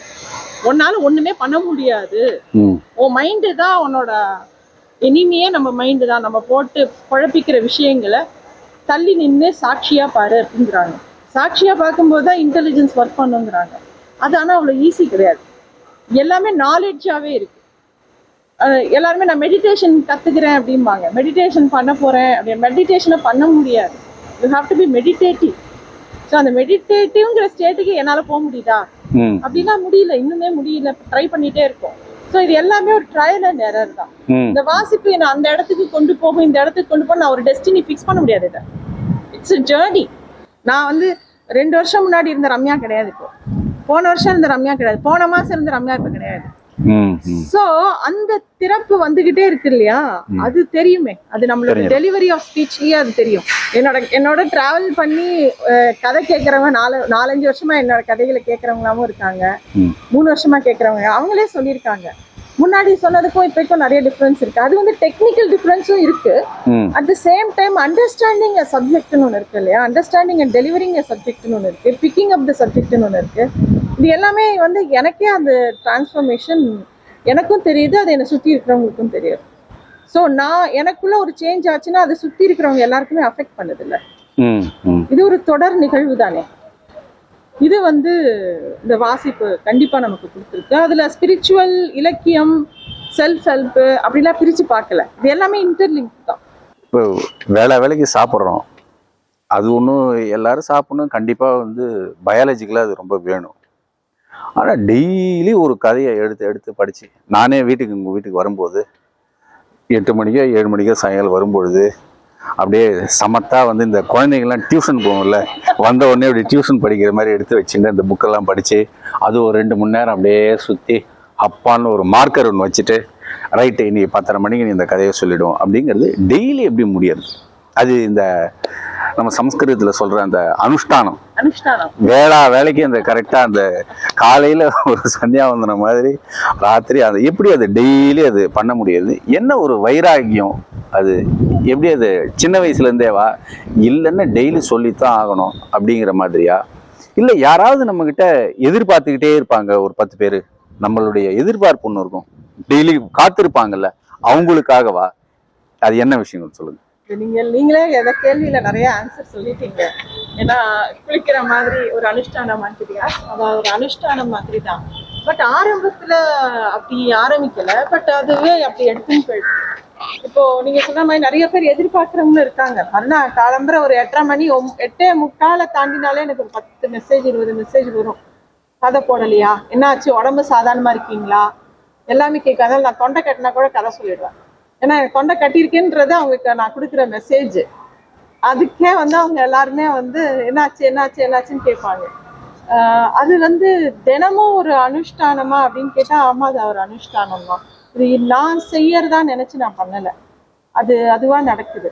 இதுக்கு நான் இது வந்து நம்ம லாஜிக்கலா பதில் சொல்ல முடியாது, இதை நம்பித்தான் ஆகணும். ஏன்னா எப்படி புக்கு சூஸ் பண்றது, நான் அடிக்கடி சொல்லுவேன், புக்கு நானா போய் சூஸ் பண்ணல, சில புக்ஸ் அதுவா நம்ம கையில வந்து சேரும் அப்படின்னு. அது மாதிரி இதுவுமே வந்து நான் செய்யறதா நினைக்கிறேன், அது ஏதோ நடக்குது அப்படிதான். இதுக்கு லாஜிக்கெல்லாம் பதிலே சொல்ல முடியாது. Yes I try to. நான் இவ்வளோ டிசிப்ளின்லாம் கிடையாது மித்த விஷயத்துல எல்லாம், கதை சொல்றதுல மட்டும் டிசிப்ளின்டா இருக்கேன். அண்ட் இதே அளவுக்கு நான் ஸ்கூல் டேஸ்ல படிச்சிருந்தா இந்நேரம் வேற எங்கேயோ இருந்திருப்பேன், அதுவும் நான் எல்லாத்தையும் சொல்லியிருக்கேன். பட் இது வந்து மக்கள் நம்ம கிட்ட ரிசீவ் பண்ணிக்கிற விதம், அவங்களும் வந்து நிறைய பேர் கொடுக்குற ஃபீட்பேக்ஸு நமக்கு வந்து அதை நம்மளை செலுத்துறதுன்னு நான் நினைக்கிறேன். சில சமயம் வந்து ஃபீட்பேக்கே வராமையும் போகும். அப்போ கூட வந்து அந்த நம்ம சொல்லக்கூடிய மகான்கள் சரித்திரமாகட்டும், நம்ம சொல்லக்கூடிய கதைகள் வந்து திரும்ப திரும்ப என்னை ஈர்த்துக்கிட்டே இருக்கு. எனக்கு இப்போ கூட வேற யாராவது என்கிட்ட ஒரு விஷயத்த சுவாரஸ்யமா சொன்னா நான் வேடிக்கை பார்த்து கேட்டுக்கிட்டே இருக்கேன். ஸோ பேச்சு ரொம்ப பிடிக்கும். ஜெயமோகனோட ஒரு கதையில வந்து அது என்ன அன்னம்னு ஒரு கதைன்னு நினைக்கிறேன். ஒரு முஸ்லீம் பெரியவருக்கு பேச்சு ரொம்ப பிடிக்கும், கேட்டுக்கிட்டே இருக்கணும் அவருக்கு. அவருக்கு உடம்பு சரியில்லாம போகும், அவருக்கு அந்த குரல் கேட்கணுங்கிறதுக்காக ஒரு ஏற்பாடு இன்னொரு நண்பர் அவருக்கு பண்ணி வைப்பார். அந்த மாதிரி அந்த கதைகள்ங்கிறது எனக்கு ரொம்ப பிடித்தமான ஒரு விஷயங்கிறதுனால ஒருவேளை நான் பண்ணிக்கிட்டே இருக்கேனான்னு எனக்கு தெரியல. கதை சொல்லி அப்படின்னு உடனே அவங்க என்ன நினைச்சுக்கிறாங்க, புக்கில் எடுத்து இருக்கிறது அந்த ஒளிச்சித்திரம்னு நினைச்சிட்டு படிக்கிறாங்க. ஆனா நீங்க சொல்றதுங்கிறது வந்து ஸ்டோரி டெல்லிங். அந்த கதையை நான் படித்தேன், நான் எப்படி வியந்தேன், அதை உங்களுக்கு நான் எப்படி வியந்த வகையில் உங்களுக்கு சொல்கிறேன் அப்படின்னு வரும்பொழுது, ஃபஸ்ட்டு எடுத்தோன்னா இந்த கதை தான் நம்ம இன்னைக்கு சொல்ல போகிறோம், அதனுடைய உச்சி பாதிப்பு இந்த இடத்துல தோணித்து அப்படின்னு முடிவு பண்ணிட்டு எங்கிருந்து அந்த கதையை ஆரம்பிக்கிறீங்க? கிளைமேக்ஸ்ல இருந்தா என்ன, ஒரு ரைட்டர் வந்து கிளைமேக்ஸை ஃபர்ஸ்ட் எழுதியிருப்பாரு, இல்லை ஃபர்ஸ்ட் லைன்ல இருந்து கதை சொல்லுவீங்களா? ஒரு ஆர்டர் இருக்குமா கதை சொல்லும் பொழுது? அப்படி சொல்லும்போது அதில் என்ன உங்களுக்கு டிஃபிகல்ட்டிஸ் இருக்கும், அதில் என்ன சவால் என்ன, அதை மட்டும் சொல்லுங்க. எனக்கு கதைகள் நீங்க சொன்ன மாதிரியே ஒரு பரதேசி வந்தன் கதையை எடுத்துக்கிட்டேன்னா அது ஆரம்பத்துல இருந்து சொல்லலாம், நடுவுல இருந்து எடுத்து சொல்லலாம். ஒரு கதை எப்படி வேணா நம்ம சொல்லலாம். பட் ஒரு கதையை நான் எப்பயுமே சொல்லும்போது ஆத்தர் எந்த வேலை நரேட் பண்ணியிருக்கானோ அந்த கதையை அதே ஸ்டைல தான் நான் ஃபாலோ பண்ணுவேன். நானா அதை எடுத்துக்கிட்டு அந்த கதையை நான் மாற்ற மாட்டேன். அது ஒரு விஷயம் நான் பண்ணுவேன். ரெண்டாவது, சில சமயம் ஃபர்ஸ்ட் பர்சன்ல ஒரு நரேஷன் இருக்கும். ஆத்தர் வந்து அவங்க ஃபர்ஸ்ட் பர்சன்லயே அந்த கதையை நரேட் பண்ணிடுவாங்க. அந்த சமயத்துல அதை நான் தேர்ட் பர்சனா மாற்றேன். அந்த மாதிரி இருக்கும்போது தான் கொஞ்சம் அந்த கதையை ஸ்டடி பண்ணிட்டு இதை நம்ம எப்படி சொல்ல போறோங்கிற பிளானிங் வரும். ரெண்டாவது, அந்த கதையோட கரு ஒரு மெயின் பாயிண்ட் இருக்கு இல்லையா, அந்த பாயிண்ட்டை நான் கிட்ட வரும்போதே என் குரல் வந்து கண்டிப்பா அதை காமிச்சு கொடுக்கும். நான் அதுக்குன்னு தனியா இதான் முக்கியமான இடம் அப்படின்னு எங்கேயுமே போய் சொல்ல மாட்டேன். என்னோட வே ஆஃப் நரேஷன்லயே ஆடியன்ஸ் என்னோடய டிராவல் பண்ணிட்டே இருப்பாங்க. உதாரணமா கசம்னு ஒரு கதை தெரிசை சிவாவோடது. அது வந்து ஒரு ஜீப்ல ஒரு போலீஸ்கார ஒரு அருவி கிட்ட டிராவல் பண்ணிட்டே போவான். டிராவல் பண்ணிட்டு போய் அங்க இருக்கிற அந்த பாடியை பார்த்து அதுக்கு பின்னாடி இருக்கிற ஒரு கதை, அது அப்படி போகும். அது அப்போ என்கிட்ட அந்த கதையை கேட்டவங்க எல்லாருமே நாங்களும் அந்த ஜீப்ல சேர்ந்து டிராவல் பண்ணோம் அப்படின்னு சொன்னாங்க. ஸோ அந்த கதையை சொல்லி அந்த டோன் செட் பண்ணும் போதே நம்ம அதுக்குள்ள போயிடுவோம். அண்ட் பெரும்பாலும் நான் வந்து ஆத்தரோட எந்த ஒரு விஷயத்தையும் மாற்ற மாட்டேன். அதுக்காக நான் ஆசிட்டிஸ் ரீட் பண்ணவும் மாட்டேன். ஏன்னா ஒரு கதைகள்ல ஒரு கதைன்னு வரும்போது வர்ணனைகள் வரும், ஒரு அந்த பர்சனோட இமோஷன்ஸ் வரும், எல்லாமே வரும். சில டயலாக்ஸை அப்படியே சொல்ல வேண்டி வரும், சில டயலாக்ஸ் அவங்க நினைக்கிறத அப்படி நினைச்சாங்கிறதையும் நம்ம சொல்ல வேண்டி வரும். ஸோ இது வந்து ப்ராக்டிஸ்ல தான் வரும். அப்படி வரும்போது நான் வந்து அந்த ஆம்பியன்ஸ் செட் பண்றதுக்கு உண்டான தேவையானதை மட்டும்தான் கதைகள்ல ஆட் பண்ணுவேனே தவிர சில விஷயங்களை நம்ம கடந்து போகலாம். ஸோ அது நான் வந்து அஸ் அ ஸ்டோரி டெல்லர் நான் எடுத்துக்கிற ப்ரிவிலேஜ். இதே நம்ம புராண கதைகளை எடுத்துக்கும் போது, உதாரணமா நீங்க குருக்ஷேத்திரம் சொன்னீங்க இல்லையா, 18 நாள் போர் அப்படிங்கும் போது பீமனுக்கும் அர்ஜுனனுக்கும் இருக்கிற டயலாக் நானே தான் சொல்லுவேன். ஆனா கேட்கறவங்களுக்கு பீமனும் அர்ஜுனனும் பேசுற மாதிரி இருக்கணும். அது நம்ம டோன்ல தான் இருக்கு. அது வந்து நேச்சுரலா தான், அது ப்ராக்டிஸ்ல தான் வரும். அதே மாதிரி நம்ம மகாபெரிவா சரித்திரமோ ரமணரோட அக்ஷரமணமாலையோ எடுக்கும்போது நம்மளுக்கு என்ன அதுல இருந்து ஒரு இன்சைட் கிடைக்கிறது. அந்த பாட்டுக்கு நிறைய பேர் விளக்கம் கொடுக்கும்போது நம்ம அந்த பாட்டுல இருந்து நம்ம என்ன எடுத்துக்கிறோமோ அதை தான் கொடுக்குறோம். அண்ட் இதுக்கு ஒரு 4-5 புக்கு ரெஃபரன்ஸ், நம்ம குருமார்கள் கிட்ட இருந்து இன்புட்ஸ் எல்லாத்தையும் வாங்கி தான் ஒரு விஷயத்த கொடுக்குறோம். இப்போ பாகவதம் முழுக்க சொல்லும் போது நான் உங்ககிட்ட எவ்வளவு தூரம் பாகவதம் டிஸ்கஸ் பண்ணிருக்கேன், இந்த போர்ஷன் நீங்க சொல்ல போறேன், இது எப்படிலாம் பார்க்கலாம் அப்படிங்கிற டிஸ்கஷன் எவ்வளவு தூரம் போயிருக்குன்னு உங்களுக்கே தெரியும். ஸோ வெறும் புத்தகத்துல இருக்கிற மீனிங் அப்படியே எடுக்காம அதுக்கு யார் ஆத்தென்டிக்கா இருக்கா, ஏன்னா அதுல இன்னும் நம்ம வந்து எதுவும் தப்பா சொல்லிடக்கூடாது, தப்பான ஒரு மீனிங்கை கன்வே பண்ணிடக்கூடாதுங்கிறத நான் ரொம்ப கவனமா இருப்பேன். ஏன்னா சிறுகதை வந்து ஆசிட்டிஸ் சொல்லிடலாம், ஆனா ஒரு ஆன்மீகத்தை நம்ம அப்படி ஆசிட்டிஸ் சொல்ல முடியாது. ஏன்னா ஒவ்வொருத்தரோட ஸ்கூல் ஆஃப் தாட் வேற. இப்போ ஸ்ரீ வைஷ்ணவத்தை சொல்லும் போது ஸ்ரீ வைஷ்ணவ பரமா ஒரு விஷயத்த சொல்லணும், சைவத்தை சொல்லும் போது அவங்க அத்வைத்தீஸ் மாதிரி சொல்லணும். ஸோ அங்கங்க டிஃபரன்ஸ் வரும். இந்த அக்ஷரமணமாலைய ஸ்ரீ வைஷ்ணவ பரமா சொல்ல முடியாது. ஸோ அந்த இடத்துல கொஞ்சம் அந்த சம்பிரதாயத்தை ஒட்டி வரணும், ஆனா ஆனா நம்ம இலக்கு ஒண்ணுதான். ஆனா அந்த அவங்களோட இதை தாண்டாம நம்ம சொல்லணும். ஸோ அந்த சேலஞ்ச் நம்ம ப்ரிப்பேர் பண்ணும் போதே நமக்கு தெரிஞ்சிடும்.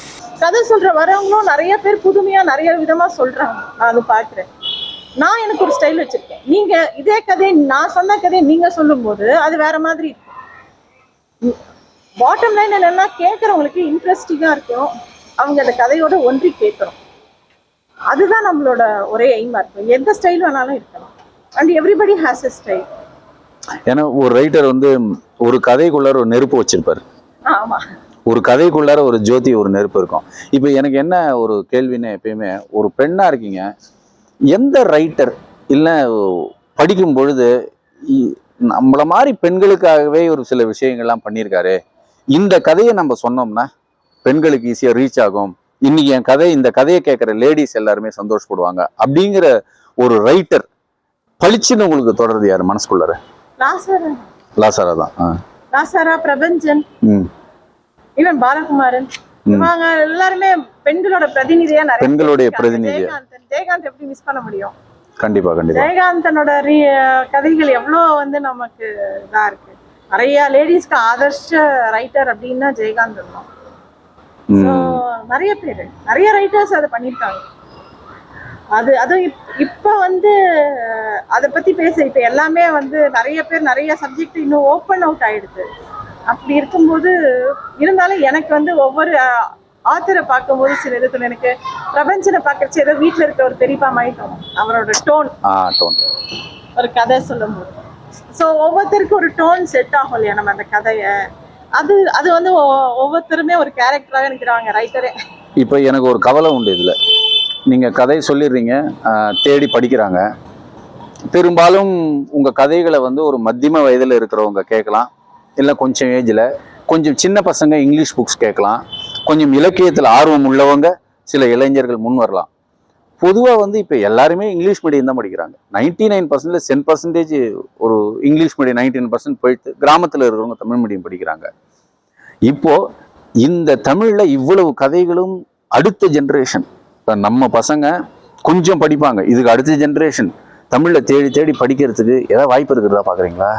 இருக்கா? கண்டிப்பா வாய்ப்பு இருக்கு. ஏன்னா காலங்காலமா எல்லா இதிகாசங்களையும் படிக்கலையா, கதைகள்ங்கிறது எப்பயுமே சாகாதுன்னு நான் நினைப்பேன்.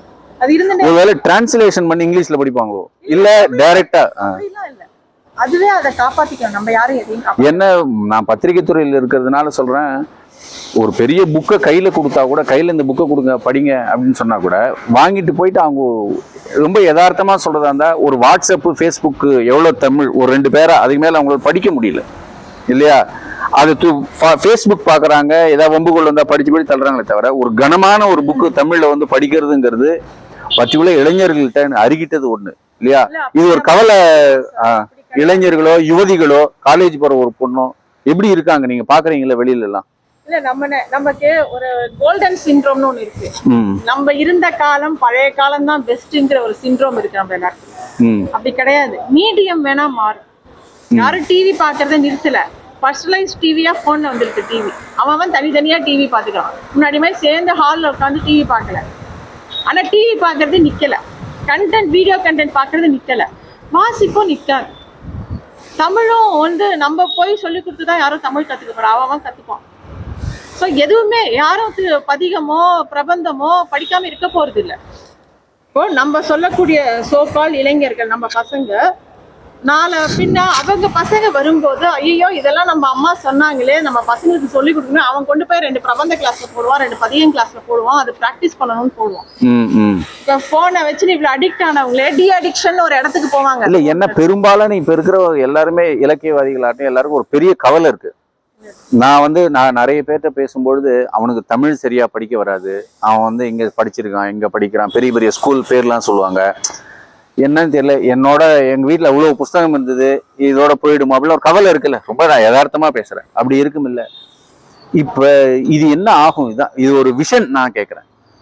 இது வந்து இன்னும் பெட்டரான வெர்ஷனா வேற மோட்ல போகும் அவ்வளவுதானே தவிர, நீங்க உதாரணத்துக்கு நான் இந்த கதையிலேயே பதில் சொல்றேன். சுஜாதாவோட திமலான்னு ஒரு கதை இருக்கு. திமலா, ஆமா, தெரிஞ்சேன். அந்த அந்த யுகத்துல, அந்த அத்தனை வருஷம் கழிச்சு ஒரு சயின்டிபிக் யுகத்துல அவங்க திருப்பியும் திமலாக்கு போவாங்க. கடைசியில அது திருமலா. அந்த mode of going, mode of doing things தான் மாறுமே தவிர பேசிக் கண்டென்ட் மாறாது. ஸோ எல்லாருமே கண்டிப்பா தமிழ் வாசிப்பாங்க, எல்லாருமே தமிழ் கேட்பாங்க. அவங்க படிக்கிற மீடியம் மாறும். இப்போ அவங்க மிஸ் அவுட் பண்ணாங்கன்னா, ஐயோ மிஸ் பண்ணிட்டோமேன்னு ஒரு 20 வருஷம் கழிச்சு திரும்பவும் இதெல்லாம் ஆரம்பிப்பாங்க. இது இங்கேயே தான் இருக்கும். இது ஒரு சைக்கிள், ரீசைக்கிள் ஆகி இங்கேயே தான் இருக்கும். இதெல்லாம் நம்ம உருவாக்கினோமா? இது ஹேர் ஸ்டைல் மாதிரி தான். அவ்வளவுதான். இப்ப அதிகமா வந்து ஒரு வாசகர்கள் வந்து அடிக்கடி இந்த கதையை நீங்க சொன்னீங்க நல்லா இருந்தது அப்படின்னு ஆரம்பத்துல இருந்து ஒன்று சொல்றாங்க இல்லையா? அது எந்த கதை? அதுல சும்மா கொஞ்ச நேரம் அந்த கதையை அப்படியே சொல்லுங்களேன். உங்களுக்கு பிடிச்ச கதை ஒண்ணு, பிடிச்ச ரைட்டர் அல்லது பிடிச்ச கதை. நிறைய பேரோட கதைகளை சொல்லியிருக்காங்க. இப்போ முந்தானே சொன்ன வழக்கறிஞர் சுமதியோட ஒரு கதை கூட 2-3 பேர் எனக்கு ஃபோன் பண்ணி அழுதுட்டேன் அப்படின்னு சொன்னாங்க. அது வந்து ரொம்ப ரியலிஸ்டிக்கா இருந்தது அப்படின்னு சொன்னாங்க. ஸோ நிறைய பேர் பலவிதமான கதைகளை சொல்லியிருக்காங்க. மேடமுடைய அந்த அம்மான்னு ஒரு கதை இருக்கும்ல. ஆமா, அம்மாங்கிற கதை நீங்களே சொன்னீங்க. ஆமா, ரொம்ப நல்லா இருக்கு. ஆமா. இதே மாதிரி ஜெயமோகனோட சில கதைகள் நிறைய பேர் சொல்லியிருக்காங்க. அவரோட அறம் தொகுப்புல இருந்து சொல்லக்கூடிய எல்லா கதைகளும் ரொம்ப சிறப்பான ஒரு கதைகள். அம்மையப்பம்னு ஒரு கதை. அம்மையப்பம்ன்ற ஒரு கதை. என்ன கதை இது ஆக்சுவலா? அம்மையப்பம் வந்து ஒரு வீட்டுக்கு ஒரு தச்சன் வருவான். அவனால வந்து எந்த வேலையும் சரியா செய்ய முடியலன்னு அவங்க வீட்டுல வேலையே கொடுக்க கூடாதுன்னு அவங்க வீட்டு முதலாளி சொல்லியிருப்பாரு. ஆனா அவன் வந்து ரொம்ப கேட்ட உடனே அவன் சொல்லுவான், நான் ஏணி கூட்டி தரேன்னு சொல்லுவான். ஏணி கூட்டுறதுக்கு நீ எதுக்கு அப்படின்னோடனே அவன் சொல்லுவான், அவனை தன்னையே சொல்லுவான், என் கையில களை இருக்குல்லன்னு சொல்லுவான். அந்த வீட்டு குழந்தையோட பேச ஆரம்பிப்பான். அவன் பசிக்கும் அவனுக்கு நல்லா சாப்பாடு கொடுத்துருவாங்க அந்த வீட்டு அம்மா. அவனை பார்த்தா அவங்களுக்கு பாவமா இருக்கும். சரி அவன் என்னமோ கேட்கறான், ஏதோ ஒரு வேலை கொடுப்போம், வீட்டுல திட்டுவாங்கடான்னு எத்தனையோ சொல்லுவாங்க. நான் அவன் பிடிவாதமா ஏதாவது வேலை செஞ்சுட்டு தான் சாப்பிடுவேன், வேலை செஞ்ச கூலிக்கு தான் நான் சாப்பிடுவேன் அப்படின்னு சொல்லுவான். சரி நீ ஏணியை கூட்டுன உடனே பசிக்குதுமா சாப்பிட்டுடுவான். அதுக்கப்புறமா அவன் ஏணியை கூட்டுவான். அவனுக்கு ஏணி கூட்டவே வராது. ஒரு ஏணியை கூட்டுறதுக்கு அவனுக்கு வராது. ஆனா ஒரு சின்ன பலகையில அப்படியே வந்து ஒரு ரொம்ப அழகான ஒரு சிற்பத்தை அவன் பண்ணுவான். அந்த குழந்தைக்கு அந்த சிற்பத்தோட தத்துவத்தை கூட சொல்லி கொடுப்பான். அவ்வளோ பெரிய கலைஞனால ஒரு ஏணிய எல்லாரும் பண்ணக்கூடிய ஒரு விஷயத்த அவனால சாதாரணமா பண்ணவே முடியாது. அது வந்து அந்த குழந்தைக்கும் அவளுக்கும் இருக்கிற டயலாக் போர்ஷன்லாம் வந்து ரொம்ப அபாரமா இருக்கும். கடைசி வரைக்கும் அவன் ஏனியை சரியாவே கூட்டாமே போயிடுவான். ஆனா அவன் பெரிய கலைஞங்கிறது நமக்கு புரியும். இந்த மாதிரி நம்மளுக்கு டே டு டே லைஃப்ல நிறைய பேர், கருப்புசாமி ஐயான்னு சொல்லிட்டு சா தமிழ்ச்செல்வனோட கதையும் அதான். அந்த அப்பா வந்து ரொம்ப கிரியேட்டிவா இருப்பாரு, ஆனா அவர் இந்த சமூகத்துல அவரை யாரும் சேர்த்துக்கவே மாட்டாங்க. ஸோ அந்த போர்ஷன் இருக்குல்ல, அது நிறைய கதைகள்ல சில இடத்துல நம்ம பார்க்கும்போது சாதாரண அந்த மாதிரி இருக்கிற மனிதர்களை பார்க்கும்போது நமக்கு வந்து இவங்கிட்ட ஏதோ ஒண்ணு, எல்லாருக்குள்ளேயும் ஏதோ ஒரு கிஃப்ட் வச்சு அனுப்புறாரு பகவான். அந்த கிஃப்ட் பலவிதமா வெளிப்படுது. பொதுவா கதை சொல்லும் போது கேட்குற கேள்வி, நீங்க அந்த டயலாக்கை வந்து எப்படி ஏற்ற இறக்கங்களோட சொல்றீங்க? ஸோ அந்த டோன் வந்து கதை சொல்லும் போது தான் நேச்சுரலாக தான் செட் ஆகும். இதுக்கு எந்த பிளானிங்கும் எனக்கு கிடையாது. ஸோ நீங்கள் என் கதைகளை கேட்கும் போது அது தெரியும். நீங்கள் அண்டர் த டீல போய் எந்த கதைகள் கேட்டாலும் அதில் அந்த டயலாக் டெலிவரி வந்து அந்த டோனுக்கு நான் வந்து பிளான் பண்ணி ப்ராக்டிஸ்லாம் பண்ணுறது கிடையாது. கதை சொல்லும் போதே அது நேச்சராகவே வரும். கோபமாக சொல்லக்கூடிய உதாரணமாக மாயச்சேலைன்னு ஒரு கதை, சைலபதி அவர்களுடைய கதை. அந்த அந்த கதை ஃபுல்லாவே ஒரு கோபத்தோட தான் சொல்லியிருப்பேன். ஏன்னா அந்த கதை வந்து ஒரு பாட்டி கிட்ட ஒரு பேத்தி கேட்குறா. பாட்டி பேத்தி தாத்தா 3 பேர் கோவிலுக்கு போறாங்க. அம்மன் அலங்காரத்தோட பார்த்தோன்னே பாட்டி வந்து சேலை நல்லா இருக்குன்னு சொல்லிடுறான். தாத்தா வந்து சேலை நல்லா இருக்குடா சொல்ற, அவன் கதை தெரியும்ல அப்படின்னு சொன்ன உடனே குழந்தை இருக்கு சும்மா இருங்க அப்படின்னு பாட்டி சொல்லிடுறான். இந்த குழந்தைக்கு அது மேல ஒரு கியூரியாசிட்டி கிரியேட் ஆகுது. என்ன பாட்டி அது என்ன கதைன்னு கேட்குறான். அவங்க பாட்டி யோசிக்கிறாங்க. அப்புறமா சரி உன்கிட்ட சொல்லணும்னா இன்னைக்கோ ஒரு நாள் சொல்லணும், இன்னைக்கு சொல்றேன்னு சொல்லிட்டு அந்த கதை மகாபாரதத்துல திரௌபதிக்கு அந்த சபையில நடந்த விஷயத்த எப்படி துச்சாதனன் அந்த புடவை இழுக்கிறான், அப்ப என்ன நடக்கிறதுங்கிறத அந்த ஒரு டோன்ல சொல்லுவாங்க, அந்த கோபத்தோட. அப்ப எல்லாரும் சபையில இருந்தாங்களே, யாராவது ஒரு கேள்வி கேட்டாங்களா அப்படிங்கறத அந்த கோபத்தோட சொல்லும் போது அந்த கதையோட நரேஷன் முழுக்கவே ஒரு கோபத்தோடய இருக்கும். கடைசியில அந்த கதை அப்படியே சாஃப்ட் டோட்ல முடியும். ஸோ அந்த கதை கேட்கறவங்களுமே அந்த கோபத்தோடயே தான் அந்த கதையை பார்ப்பாங்க. ஸோ அது நம்ம சொல்ற கதையோட டோனுக்கு ஏற்ற மாதிரி அந்த டயலாக் டெலிவரி இருக்கும். பட் இதுக்காக நான் தனியா எந்த ஒரு பயிற்சியும் பண்ணேன். தி ஜானகிராமனோட சுழிப்பு அப்படிங்கிற ஒரு சிறுகதை. இந்த கதையில வந்து மனிதர்களோட உறவுகளை, மனிதர்களுக்கு இருக்கக்கூடிய இமோஷன்ஸை ரொம்ப அழகா டெபிக்ட் பண்ணியிருப்பாரு. அந்த பையன் ஒரு நிமிஷம் ரொம்ப வெறிச்சு பார்த்தார். திருமலை ஒரு சக்கரை குட்டி பட்டுக்குஞ்சு அப்படின்லாம் தூக்கி கொஞ்சலாம் போல தான் இருக்கும் அந்த குழந்தைய பார்க்கும்போது. அவ்வளோ லட்சணம், அப்படி ஒரு முகக்கலை கூட இருந்தது. அந்த வயசுக்கேற்ற வளர்ச்சி, அவன் மேலே அவன்கிட்ட ஏதோ ஒரு கவர்ச்சி இருந்தது. ஐயோ இவ்வளோ பூஞ்சா இருக்கானே அப்படின்னு ஒரு பரிவு வரும் இல்லையா, அதுவும் இருந்தது அவன்கிட்ட ஒரு நோய்த்தன்மை இருக்கிற மாதிரி இருந்தா கூட அவன்கிட்ட ஒரு பெரிய கவர்ச்சி இருந்தது. ஆனா அவன் மண்டையில சுத்தமா அவன் மண்டையில இத்தனை களிமண்ணா அப்படிங்கிற மாதிரி அவன் இருக்கான். திருமலைக்கு அதுதான் ஆச்சரியமா இருந்தது. 1/2 மணி நேரமா அந்த மண்டையில ஒரு கணக்கை ஏத்துறதுக்கு அவர் சாதகம் பண்ணிட்டு இருக்கார். ஆனா அவனுக்கு எதுவுமே சொல்லி கொடுக்கறது புரியவே இல்லை, சாகசமும் பலிக்கவே இல்லை. அந்த சின்ன மண்டைக்குள்ள ஒரு அறை மாதிரியும் அதுல பல கதவுகள் இருக்கிற மாதிரியும், ஆனா உள்ள முழுக்க ஒரே ஈரக்களிமண்ணா இருந்தா எப்படி இருக்கும் அந்த மாதிரி அவன் இருக்கான். அவன் கையில ஒரு மரக்குச்சி இருக்கு, உள்ளங்கையில வேர்த்து சுழுந்து கசகசன்னு நனைஞ்சிருந்தது. இந்த பாரு 3 என்ன அப்படின்னு இவர் கேட்கிறாரு. விட்டு விட்டு எண்ணி 6 அப்படிங்கிறான் அந்த பையன். இப்போ உங்ககிட்ட 3 குச்சி இருக்கு, உங்க அண்ணா கிட்ட 3 குச்சி இருக்கு, எனக்கு அண்ணா இல்லையே அப்படிங்கிறான் அவன். சரி உங்க அக்கா கிட்ட இருக்கு, அக்காவும் இல்லை, நீ ஒரு குழந்தையா, நீ ஒரே குழந்தையா அப்படின்னு கேட்குறாரு. ஆமா அப்படிங்கிறான். சரி உங்ககிட்ட 3 குச்சி இருக்கு, என்கிட்ட 3 குச்சி இருக்கு, மொத்தம் எத்தனை? 2 கையும் சேர்த்து அப்படின்னு திரும்பி அந்த கேள்வி கேட்குறாரு. 2 கையும் சேரலையே அப்படின்னு திருன்னு அவன் முழிக்கிறான் அந்த பையன். கடைசியில அவன் இடது கையில 3 வலது கையில 3 குச்சியா இருந்தது, அதை சேர்த்தி 6 அப்படின்னு எண்ணி அவனுக்கு காமிக்கிறார்.